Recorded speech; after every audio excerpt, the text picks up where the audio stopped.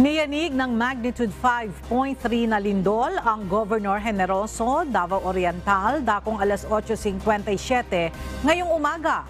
Base sa report ng Philippine Institute of Volcanology and Seismology o PHIVOLCS, naramdaman rin ang mga pagyanig sa may Pikit, Cotabato, Don Marcelino sa Davao Occidental, Nabunturan, Davao de Oro at Malungon, Sarangani na umabot sa intensity 3.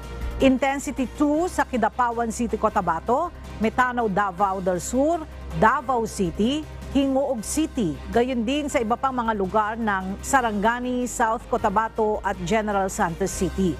Habang intensity 1 naman sa iba pang lugar ng Cotabato, Davao del Sur, Davao Occidental, Sultan Kudarat at iba pang parte ng Mindanao.